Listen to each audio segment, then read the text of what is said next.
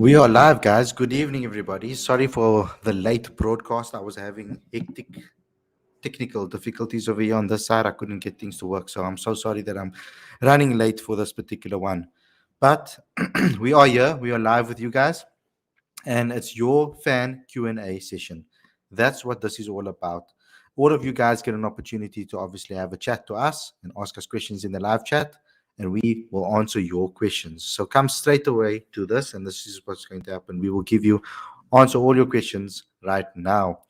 So without further ado, with nothing else left to do, that's just to go on to the next video. We're going to start off the questionnaires. Obviously, we're going to start with the questions on Instagram first and start answering them as briefly as we can, because we want to get through as many as possible that is in the live chat, but we will try our best to give you the best answers that we possibly can. So click on the link in the description for anything else. I would like, again, I'm sorry, I was having very technical difficulties, so sorry I'll be running so late with all of these things and setting everything up. But let's get straight into today's video.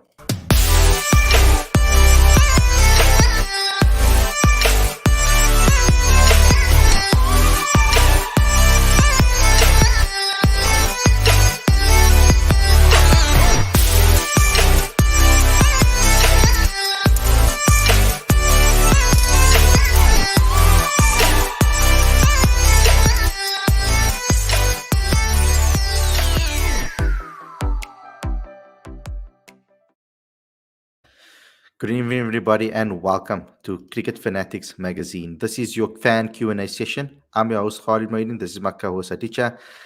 And today we answer your fan questions, and that's what the show is all about. I'm sorry that we didn't put it up a lot earlier. We were trying to get it to work, and I wasn't getting it to work, so I'm sorry I'm running a little bit late. So thank you for joining us today, guys, and finding the stream, because it was a little bit difficult. But let's get straight into today's questions. Aditya, I see you in a different setting. I love it. I like the new setting as well. I like to see different places sometimes. You need to go around and, go out as well in this festive season. Isolation 101. Oh, how are you feeling though? How's everything going? I have I have a little bit of fever, and clearly my voice sounds a little bit different. So I guess that's Hmm. there. But yeah, waiting on results. Okay. We'll hear very soon what's going to happen. I send Aditya all the best. Let's get straight into this one. Okay, we've got quite a few on Instagram, so we need to get through them. I think there's some new fans here as well that have asked questions, so that's interesting as well. We've got one over here from Impeccable Freak, is his name, on Instagram. Create the predicted or fantasy 11 for SA first match in 2027 ODI World Cup with a selection of captain and a vice captain. Okay, so can we get back to that one, Aditya? It looks like there's a lot of thinking that's going to go into that one. Perhaps we can do our own show on that alone. I don't think this is maybe a question that we can get to right now. We're going to have to do a lot of thinking on it and get to that particular one. Maybe we do a whole show on that one alone, guys. So this is tuned to the platform. If we have enough time, we'll maybe address that at the end. Stu Judge saying, do you think Janneman Malan could bat at 3 in Test cricket ahead of Keegan Peterson? Okay, this is a big question because I can give you insight on this based on Boland cricket. So immediately with a move from Western Province to Boland, Janneman Malan automatically took the number 4 position. He's not opening with his brother like he did when the Cobras franchise was around. So I think that they are seeing him as a number 4 batter in the future and a middle order batter, top to middle order batter, but they are seeing him as a number 4. They think, obviously, the thinking must be by the coach, Burrell, etc., and the coaching staff, that he is good enough to be able to take that role in the next part of his career. That's my assumption, because that's the only way you move a player. There must have been a reason behind it, a conversation about why it would be better for him as a player. So I think that's exactly what happened, and they moved him to number 4. So at the moment, I feel that South Africa should actually leave open that number 5 and 6 player position in the team for a new player to come in. Now, what I mean by this is whether it is a number 3 batter or number 4 batter, if they're new and they're coming onto the scene in international cricket, leave that positions for them so that they can learn more about the game. That should be the key part of any single situation when a new guy's coming into the side, because you've got Rassie van der Dussen that can bat at 3, and you've got Temba Bavuma that can bat at 4. So move them up the order, give Keegan Peterson, whoever new is coming into the team in the future, that position in that number 5, number 6 position. And then now with Quinton de Kock obviously retiring, which is we're going to get to a little later, um, you've got either Calvert or Ryan Rickleton that's going to get an opportunity. So it's one or the other. What's your thoughts on this one, Aditya? The thinking behind it? Look, it's a tricky question, right? Because on the one hand, there's a thought process behind selecting a certain player, and following that, if a player doesn't deliver over a couple of test matches, the questions about replacing that player begin to surface. I'm not sure I agree with that entirely. Look, Keegan Peterson undoubtedly has the quality to be uh, to be a solid number 3 in the future. But as we've discussed previously, you know, there is merit. Certainly, there is merit um to shielding players a little bit. In that number 3, number 4 spot, and play them initially at 5 or 6. Again, Faf du Plessis in his debut test was batting at number 7, and obviously he could be he could be a top 3, top 4 batter, uh, but that experience at number 7 helped him become the top order player that he eventually did. So I don't think the answer is not replacing Keegan Peterson. It's more about strategizing in a way whereby the management can get the best out of him. Because if we replace him with Yaneman Milan and then Milan doesn't perform, what do you do then?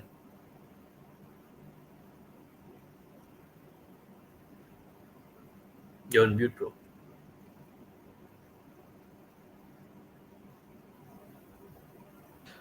Yeah, so that's exactly what I thought as well. And that's exactly what I think about it when I look at it, because I do think there is merit, like you said, in giving a guy an opportunity to learn about the game. And the best place to learn about the game, especially when you have senior guys in the team, you have the luxury of doing that. If Rassi and Temba leave, you don't necessarily have the luxury of doing that unless you've given someone an opportunity behind them for a couple of years in that time period that they were playing. So you have merit now to be able to trust your experienced guys to play in positions that they're familiar with. And I think that is the case with the two of them. But let's move on, because the next question is also about a batter, and it's, will Ryan Rickleton get a chance in the second test? Now, this is a very difficult question because it's not a straightforward question to say just we know exactly what's going on with the team. This is obviously just a thought process that myself and Aditya will have, or our preference. I would like to see a longer tail from a longer, sorry, a longer batting order. Sorry, for the second test. I would like to see us bat until 7, and be able to bat until 7. Like, I think that is a good thing for South Africa now. That's batting with the batting setup currently is a bit wobbly. So I would like to maybe see us 6, 7 battle then. So I would like to see obviously Dwan Orifri come in. I would like to see, for example, someone like Janssen get another opportunity. But to see maybe Calvin Rayner and Ryan Rickleton together in the bottom middle order, it's possible. I wouldn't rule it out, especially right now with Andrich Njoken not being there and Quinton de Kock retired. So you've got a lot more to work with over here. You need to find the next guys in that lineup to solidify the team as best as possible. If the mentality is 100% that they want to win. And that is obviously 100% what every team has. Some people focus solely on winning. Some people think on development and winning and hope that they're going to win in the future. People have different development plans. What is South Africa's? That's the question. Aditya? Um, it's a tricky question, right? Because I agree with you. What is South Africa's development plan? Um, and how are players really going to get better over a period of time. I think now obviously the questions have started about who will replace Quinton de Kock, and there's a lot of social media support for Ryan Rickleton to take that position. But honestly, I think we have to reward Carter for waiting on the line on the sidelines for as long as he has. But in addition, perhaps the management could be a bit more flexible in their thinking. Sure, he's Rickleton's a good batsman, but maybe he could play just as a batter in the team. If someone in the top four, top five happens to be injured, Rickleton can replace them. Yeah. It's not like he has to fight primarily for that spot. Like you look at the Sri Lankan team of the 2000s. Kumar Sangakkara eventually gave up the gloves, and his batting just skyrocketed. So sometimes it's a blessing in disguise for players not to have the gloves on. And I think it's interchangeable over there with Quinton de Kock and Calvarena. I think either or can play as a batter alone. That's what makes them so talented, I feel. I mean, Ryan Rickleton can go as far as I feel going to number three and opening the batting in the future. I mean, that's how I see him as a batter. They are both talented enough. The keeping side of it is almost like a bonus. I feel that Calvarena and Ryan Rickleton are. I think Calvarena is perhaps a better keeper technically. I feel than Ryan Rickleton from a keeper perspective, but I do think that it's interchangeable. They can bat by themselves. I think they can be selected as a batter alone, just with that averages above 50. We've got another one here from Kirthan. He says, "Will Dwan come in for Kesh or Marco?" Hoping Mulder is retained. So he has a different viewpoint over here than some others. Some people are saying maybe because Vian's batting, he hasn't been up to scratch, he should be dropped from the team because what he adds with the ball is not enough to keep him in the side. Some people have that notion. Then there's others that believe that Keshav should be dropped because you don't need a spinner. I can see that value in that. I can 100% see value in that. Um, and go with a full on seam attack. It would be interesting to see that. We haven't done that in quite some time. And another notion is for Marco to maybe lose his place because he's only had one game. Maybe he only had a game because Duan Oliver he had a niggle and was recovering from COVID. And he did well, yes, but Duan was always supposed to play. Let's play him. That could also be an understanding from South Africa, which we've seen in the past, though. I've seen it a lot happen like that in the past. When someone does well, they're in place of someone else, then they're like, but we were supposed to give that person a chance. Let's give that person a chance. And they drop the person that actually did well that was not supposed to play in the first place. So I've seen that happen in the past in other games, especially in limited overs cricket. But it happens some people obviously enjoy that more. But from your perspective, Aditya, which one is it for you? The one, or if it does definitely come in, he must. I'd imagine that subject to his fitness, isn't it? If he said Yeah. that he's got a niggle and he's still suffering the after effects of COVID, then perhaps it's his fitness that will determine whether or not he features in the 11. But in saying that, selection is quite tricky in a three-match series because you select 11 for a test match, and then you change players for the next two. One change is inevitable with Quinton de Kock retiring from Test cricket, but then if you change more of the bowling lineup, then perhaps it's a bit unsettling, because the rules would change then. So I don't know what the thinking is, and whether or not they'll continue with Keshav at the Wanderers.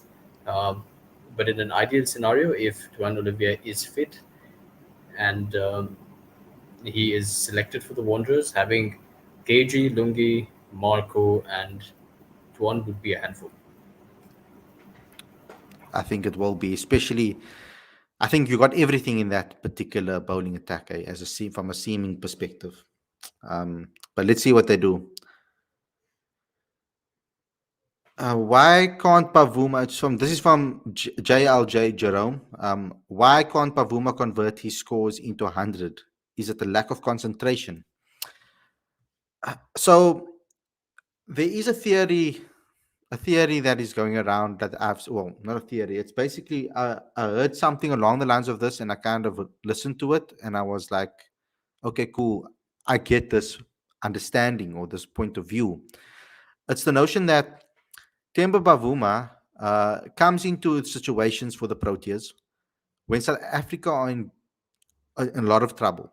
And majority of the 50s that he scored have been when South Africa have been in a lot of trouble. So like we saw against um, India, we saw us lose like for just over 30 runs, we lost 4 wickets. And Bavuma came into a situation that was tricky. And he's facing the new ball. It's tough to score on this pitch against these particular India bowlers, the way they were bowling. And he needed to fight it out and concentrate and make sure that he doesn't give his wicket away. So that takes a lot of mental strength, concentration. It's draining. It's a proper war in the middle when you bat that way. And I feel for that long, most of that particular time, he's concentrating. So right until that 50 mark, he's scoring. He's spending a lot of hours out in the middle. He's putting a lot of mental fatigue. Mentality. He's putting a lot of mental strength into the situation and thinking about it. He's scoring these runs, and then when he gets that 50, I think he's getting complacent. He gets relieved when he reaches the milestone, maybe a little bit too loose, and then he plays one little loose shot and you're out. And that's Test cricket for you. You make one small mistake and it can cost you dearly. So I feel that he needs to, yes, focus maybe on some concentration that's needed in that period when he gets into the 50s, 80s, 90s, that pushes him over the line. And I feel that maybe he needs to be a little selfish in those periods, because being a little selfish and thinking about his milestone would be good for the team if he gets a milestone. So for me, I think in that last bit, maybe for that last couple of runs that he's trying to get, he needs to think about himself and go for that milestone rather than thinking about, oh no, I need to stay out here and save the team, because you the way you play is maybe not as you don't maybe do as many risks, and the chances are you're going to be over complacent and over careful and then lose your wicket. So I would rather in that last bit for batter, if I was a coach, and this is maybe why I'm not a coach and why I'll never be a coach, is because I would tell the batter for that last 10 runs of your 100, maybe even your last 20 runs for your 100, you're playing for you and not the team. Play for your milestone. And maybe their mindset will change in that way. I don't know, Aditya. I think we've been trying to dissect Temba Bavuma's numbers for a long time. And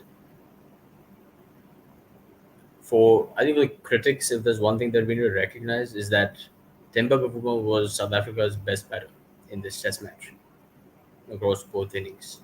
So clearly he has the technical ability, and the mental wherewithal to be able to play in high pressure situations. I think it's a two-way thing. On one hand, I think Bavuma's I, I think the stats speak for themselves. Bavuma hasn't played to his potential, Yeah. and having 116 50s, I don't think he's done justice to himself Yeah. and to his talent. He's better than that. We all know that. But I think the flip side of that coin is that I don't think the management have gotten the best out of him either. If he's played 40 or test matches, if he is now the more experienced player in the team, um, Faf du Plessis has retired from Test cricket. There is no reason why Temba Bavuma should not be batting in the top four. Exactly. That's exactly what I said. Yeah. So and I think that's down to the management. And if we look around the world, um, Rohit Sharma, for example, you look at Rohit Sharma's ODI record and you look at his Test record as well. When Rohit Sharma was an ODI cricketer for the first 6 years of his career, everyone felt like he was underperforming. As a middle order batsman, he wasn't playing to potential. 2013 Champions Trophy, MS Dhoni promoted him to the opening position, and he's never looked back ever since. He's been averaging since 2013 to 2021, he's been averaging like 60 in ODI cricket. Sure. That's comparable to Virat Remarkable. Kohli. You look at Rohit Sharma in Test cricket, underperforming as a middle order player, not getting the runs that we know he has the potential. Ravi Shastri, just recently, this is unbelievable. Ravi Shastri, in an interview literally days ago, said that if I can't get the best out of Rohit Sharma as a test player, I'm a failure as a coach. Those were his exact words. And he got Rohit Sharma to play for his domestic team as an opener in red ball cricket, and then he promoted him to the top of the order in 2019. And since then, he's been churning out not only hundreds, he's been churning out double hundreds. And he's basically responsible for India winning or taking the lead in the series against England earlier this year.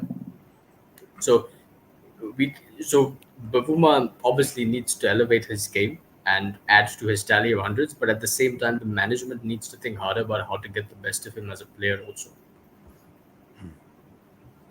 That's true. And that brings up our next question because South Africa are in a situation right now. And we thought that losing experienced players before would be a bad thing. And it was. And we've been talking about how it's affected the team. And now another senior player has stepped away and retired from Test cricket. And that is Quinton de Kock. And the question came in from CK Kaur. He said, "What do you think of Quinton de Kock's Test retirement?" Aticha, I'm going to let you go first on this one because I think I might have a lot to say, maybe, dependable on what you say. I think to begin with, it's unfortunate, for Quinton de Kock at the age of 29, having played 54 Test matches. He was probably one of those South Africans uh, who could have gotten to 100 tests. And um, you know what? When I met Khalid for the first time, I said to him that if there's a player who could break Adam Gilchrist's test records, it would probably be Quinton de Kock. That's the amount of talent he has, and to see a 29-year-old give up Test cricket um, is unfortunate. I think the game is poorer for it. However critical we might be of Quinton de Kock, there's no denying his talent. Um, so it is unfortunate, but I think in addition to his family that he wants to focus on, it's probably a question for CSA as well, and how they handle Quinton de Kock's future from here on. Because um, on the one hand, he said that he wants to focus on white ball cricket, but then previously, when Faf du Plessis and Imran Tahir wanted to focus on white ball cricket as well, they're nowhere near the setup. So we'll have to wait and see what happens to Quinton de Kock from here on. Uh, but I think all in all, Test cricket is poorer for it.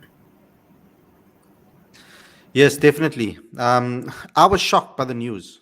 I wasn't preparing for having an announcement like that happen on the day. When I saw the message coming to the group about that there was a release coming, my immediate reaction was, "Oh, it's probably just an update on Quinton Cock because he's going to be missing the last two Test matches." I thought that was maybe the case. That's what we were going to see. But then the retirement came, and there's a video on our channel as well of the retirement video, what he had to say in an interview afterwards, after his obviously after the statement, of course. And I listened to it, and he spoke a lot about family, and he spoke a lot about he wants to be there for his family right now, and obviously a baby on the way.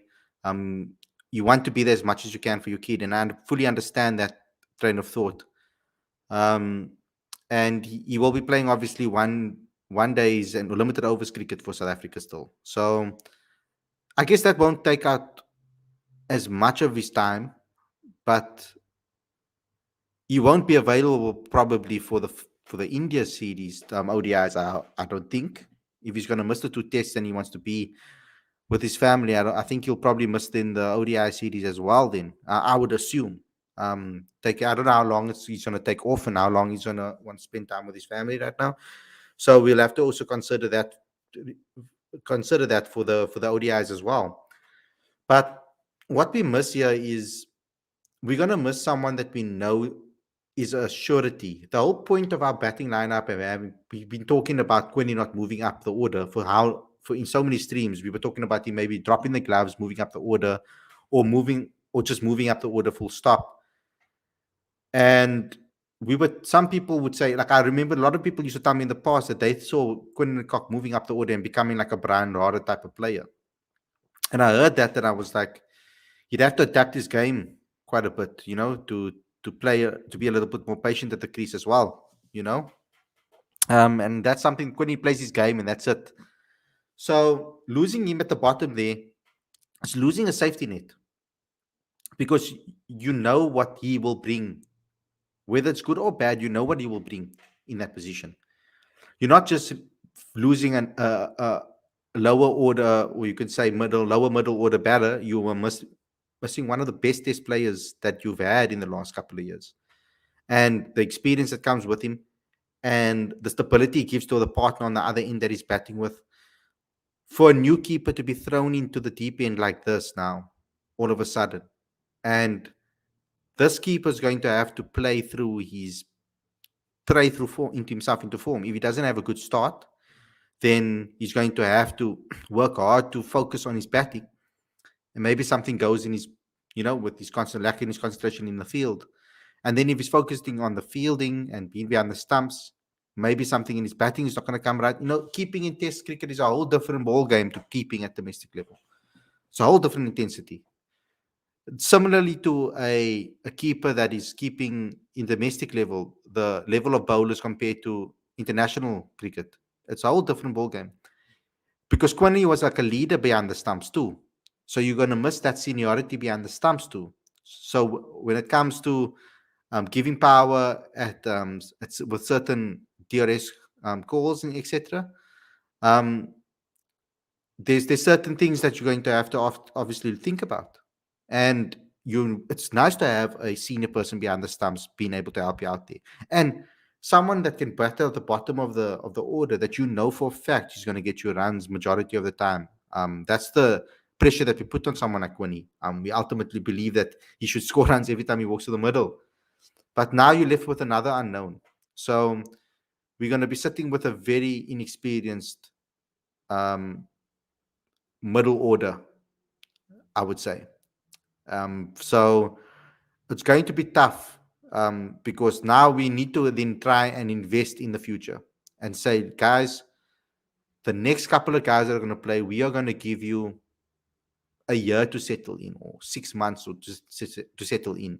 And through thick and thin, we're going to push you through.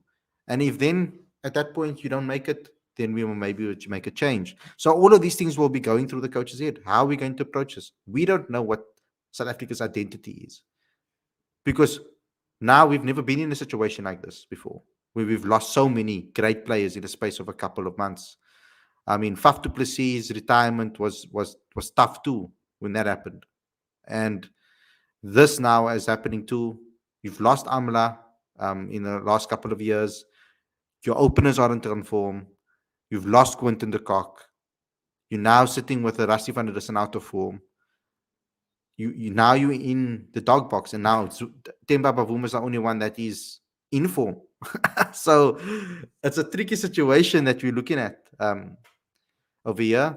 And Quinton de Kock's going to be a massive loss and a miss. And I'm gonna miss him as a batter, because I love watching him play, and I've always loved watching him play.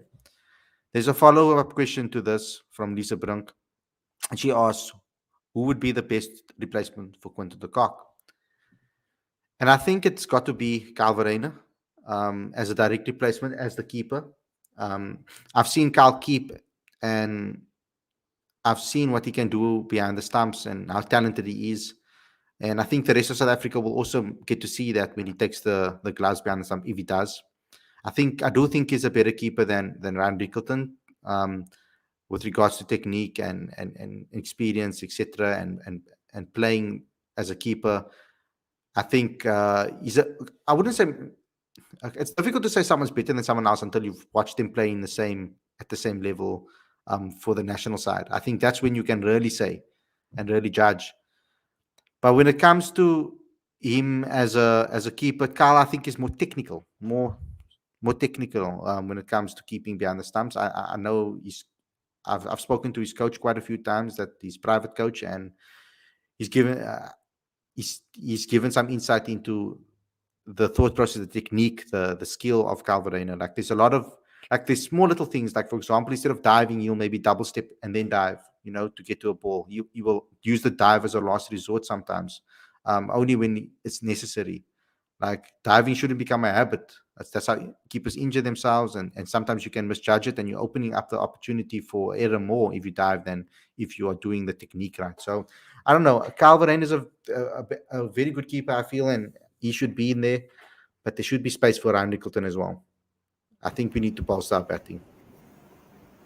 Also, for the sake of the management's reputation, for a long time they've built Kyle Verena as Quinton de Kock's replacement.